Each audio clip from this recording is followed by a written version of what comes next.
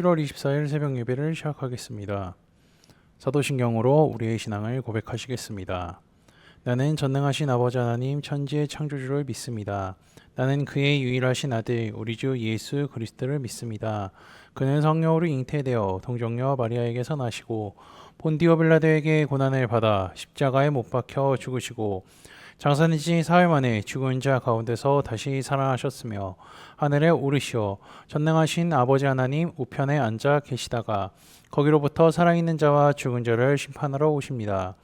나는 성령을 믿으며 거룩한 공교회와 성도의 교제와 죄를 용서받는 것과 몸의 부활과 영생을 믿습니다. 아멘. 다 함께 찬송가 289장 찬양하시겠습니다.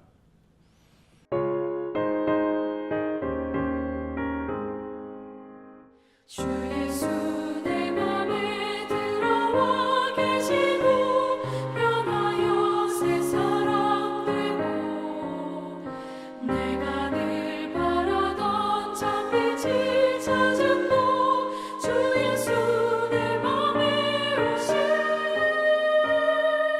주 예수 내 맘에 오신 주 예수 내 맘에 물밀듯 내 맘에 기쁨이 넘치고 주 예수 내 맘에 오신 주 예수 내 맘에 들어와 계신 후 망령된 행실을 끊고 머리털보다 더 많던 내 죄가 눈보다 더 휘어졌네.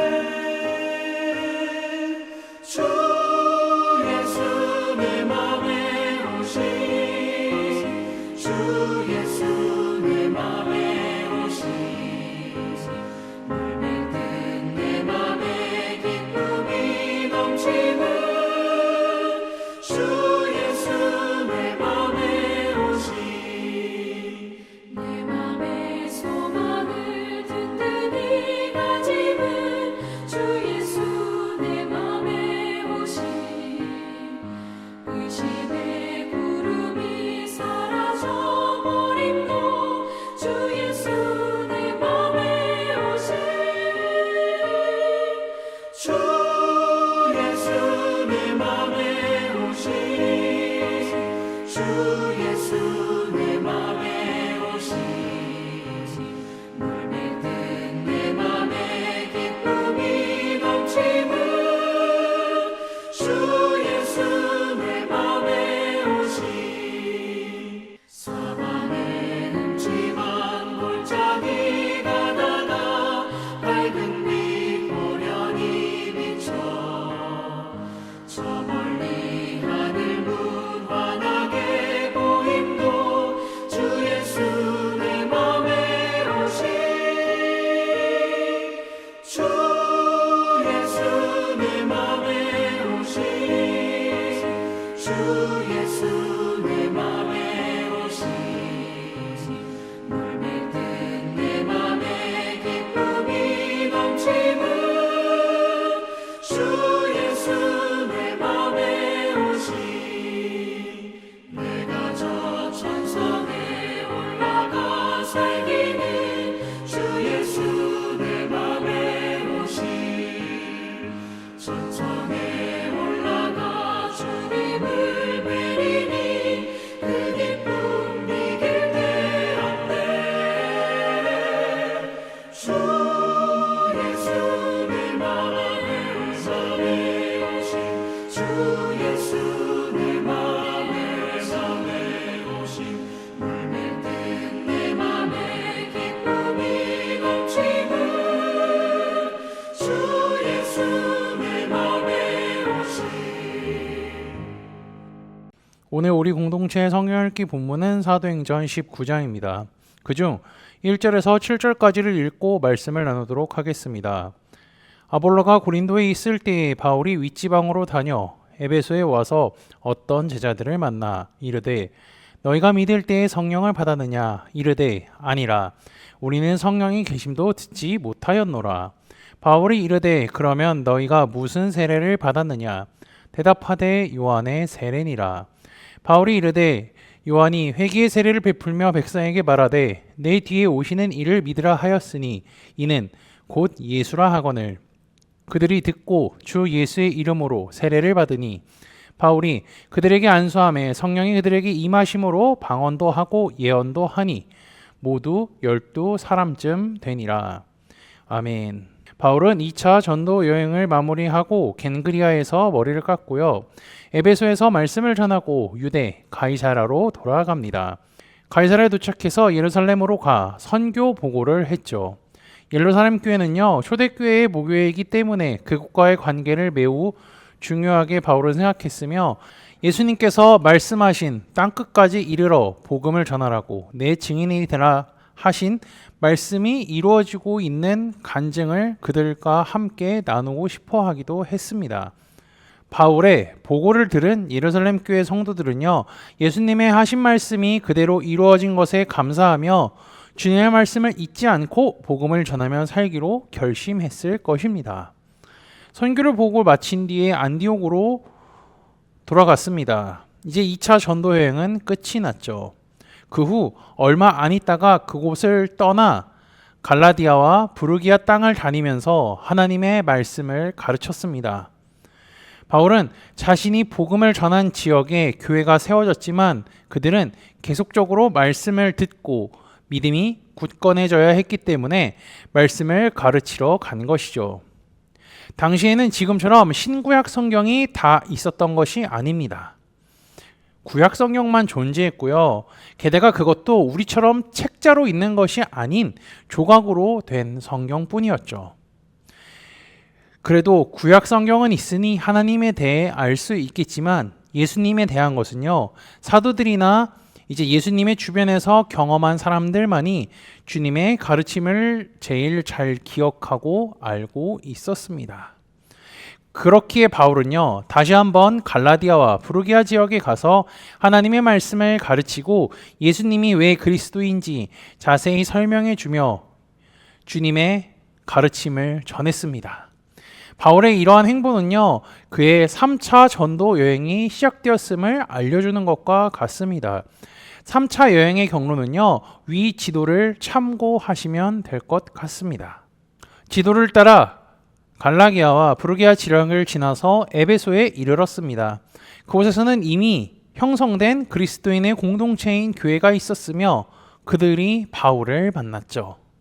그들은요, 복음을 듣고 예수님은 믿었지만 아직 성령에 대해서 들어본 적이 없는 사람들이 있었습니다.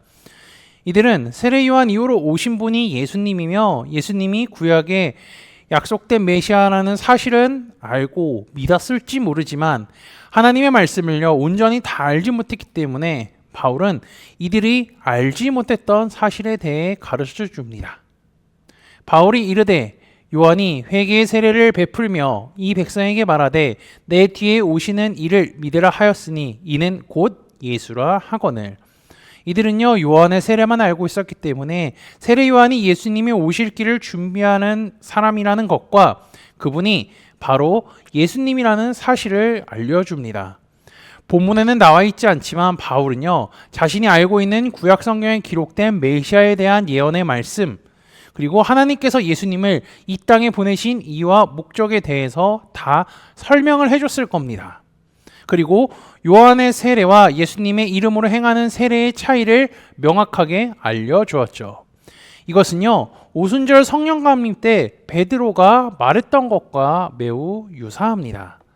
베드로가 이르되 너희가 회개하여 각각 예수 그리스도의 이름으로 세례를 받고 죄사함을 받으라. 그리하면 성령의 선물을 받으리니. 요한은 늘 어떻게 얘기했죠? 회개하라, 천국이 가까웠다라고 이야기했습니다. 요한의 세례만 알던 이들은요, 회개는 했는데 회개의 단계에만 머물렀던 겁니다. 이제는 회개했으니 예수 그리스도의 이름으로 세례를 받고 예수님을 믿음으로 말미암아 죄사함을 받아야 하고요, 예수님께서 선물로 주시기로 한 성령도 받아야 합니다. 그래서 바울은 이들에게 복음을 전한 것이죠. 에베소 교인들은 바울이 전한 예수님을 믿었습니다. 그리고 예수님의 이름으로 세례를 받았습니다.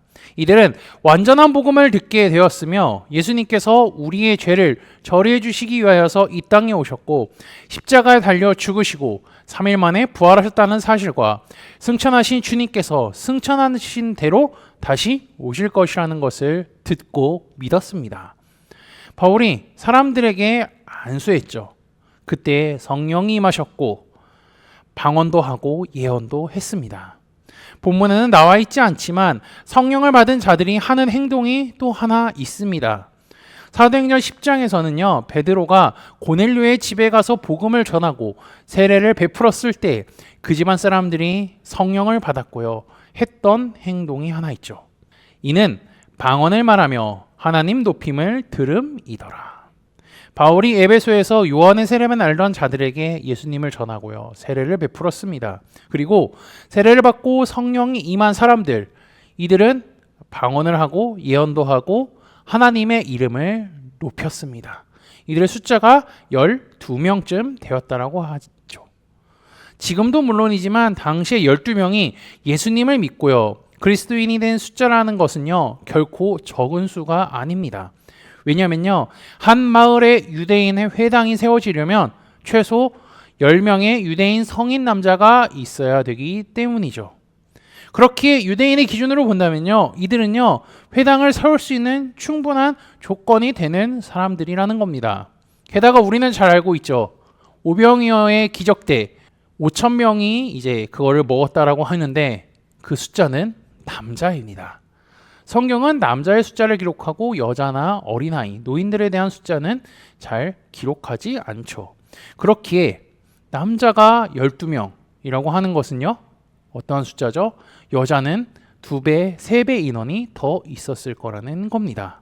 어쨌든 이 에베소에서의 사건, 이것은요, 사도행전 2장의 오순절 성령 강림 사건과 10장에서 고넬료의 집에서 성령 강림이 일어났던 사건이 생각나게끔 합니다. 지금 사도행전을 이렇게 흐름을 볼까요? 예루살렘에서 성령의 강림이 있었고 가이사랴에서 있었고요. 그 다음에 에베소에서도 있었습니다. 이러한 것의 의미는요, 예수님의 지상명령을 우리가 자연스럽게 떠올릴 수밖에 없습니다. 예루살렘, 유대, 사마리아와 땅끝까지 이르러 증인이 되라. 사도행전은요, 사도들이 주님의 명령에 순종하여 복음을 땅끝까지 전하고 있는 과정을 기록하고 있으며 이 모든 일은 성령님께서 인도하시고 이끌어가고 계시죠. 우리는 주님의 말씀이 이루어지고 있음을 성경을 통해 확인할 수가 있습니다. 그래서 이 모든 것은 하나님의 뜻 안에서 이루어지고 있음을 확신할 수가 있죠. 바울은 계속해서 복음을 전하며 예수님이 누구신지 성경 말씀을 인용하여 가르쳐 주고 있습니다. 이 일이 있은 후 회당에 들어가서 하나님 나라에 강론하고 권면하고 복음을 전했습니다. 그리고 하나님께서는 복음이 원활하게 전파되고 하나님의 영광을 나타내기 위하여서 바울에게 능력을 주시기도 합니다. 바울은 땅끝까지 복음을 전하는 데 최선을 다하며 살아가죠. 그는 자신이 하나님께서 이방인을 위한 사도로 부르셨다는 것에 순종하며 복음을 전하고 있습니다. 그는 자신의 과거를 생각하며 복음을 듣고 예수님을 믿어 그리스도인의 삶이 어떤 것이 계속해서 말하고 있었을 겁니다. 그리고 그 누구보다 정확하게 설명할 수 있었을 겁니다. 그리고 자신이 예수님을 만나서 지금 너무 기쁘고 즐겁다라고 말했을 거죠. 바울이 사도로서 복음을 전하는 것에 거침이 없고 기쁨이 넘쳤던 것 같이 우리의 삶에도 복음을, 예수 그리스도를 기쁘게 전하며 살아가시기를 주님의 이름으로 축복합니다. 다 함께 찬송가 370장 찬양하시겠습니다.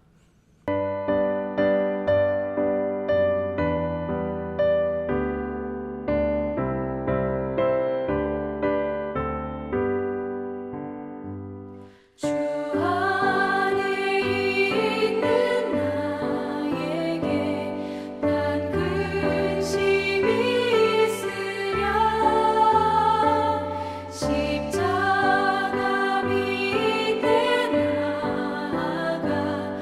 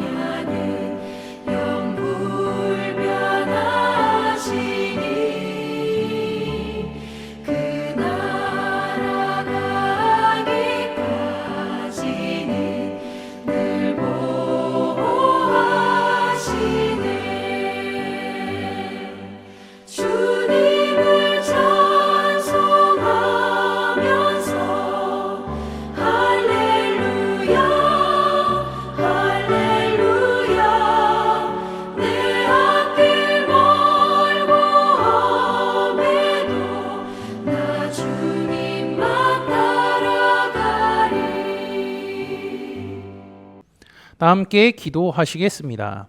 인간을 살피시는 전능하신 하나님 아버지, 아버지께서 베푸신 은혜와 사랑을 날마다 느끼며 살아가게 하시니 감사합니다. 하나님께서 만드신 세상에서 사는 삶 가운데 감사가 넘치게 하시고 우리에게 베풀어 주신 은혜를 기억하며 살아가게 인도하여 주옵소서. 아울러 날 구원하시기 위하여 독생자 예수 그리스도를 이 땅에 보내주셔서 그분을 믿음으로 말미암아 구원의 문제를 해결해 주셨음에 기뻐하고 감사가 넘치는 하루가 되게 인도하여 주옵소서. 바울은 복음을 전하는데 지체하지 않았습니다. 에베소에서 요한의 세례만 알고 있던 자들에게 복음을 전하고 예수 그리스도가 누구인지 전했습니다. 그리고 그들에게 예수님의 이름으로 세례를 베풀 때 성령님께서 임재하셨음을 말씀을 통해 보았습니다. 예수님께서 제자들에게 하신 땅끝까지 이르러 증인이 되라고 하신 말씀을 순종할 뿐더러 날 구원하신 주님의 은혜에 감사하며 복음을 전하며 살았던 바울같이 우리도 복음을 예수님을 기쁘게 증거하는 삶을 살도록 인도하여 주옵소서. 지난주 말씀을 기억하며 기도합니다. 하나님께서는 모든 사람의 마음과 행동뿐 아니라 형편을 살피신다는 것을 말씀을 통해 깨닫게 하시니 감사합니다. 그뿐 아니라 우리의 믿음까지도 살피시는 하나님께서 우리에게 예수 그리스도를 믿음으로 말미암아 구원의 길을 열어주시고 살피시는 하나님을 통하여 그리스도인의 삶은 어떻게 살아야 하는지까지 매뉴얼로 가르쳐주셨으니 하나님의 살피심은 완전한 것임을 기억하고 날마다 믿음 안에 거하며 살아가는 우리가 되게 인도하여 주옵소서. 예수 그리스도의 이름으로 기도합니다. 아멘. 이 시간 합심으로 기도할 제목들을 나눕니다. 먼저 형제 자매들의 고통을 위해 기도하시고요. 복음을 듣고 구원받는 사람이 많아지기를 위해 기도하시기 바랍니다. 교회를 이끌어 가시는 사랑하는 담임 목사님과 사역자들을 위해 기도해 주시기 바라며 오늘 진행되는 열왕기와 목회자 세미나와 소그룹 원들을 위해 환우의 건강과 회복을 위해 각자 가지고 계신 기도의 제목들 놓고 기도하시기를 바라며 오늘도 주 안에서 승리하십시오.